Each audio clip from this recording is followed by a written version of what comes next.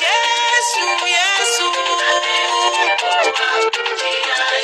Haleluya. Yesu amefungua njia. Yeye ni mwanzo, yeye ni mwisho, Alpha na Omega.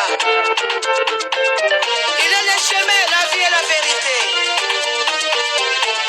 Hata ukiwa na tatizo ya namna gani, hata ukiwa na shida ya namna gani, Yesu anaweza.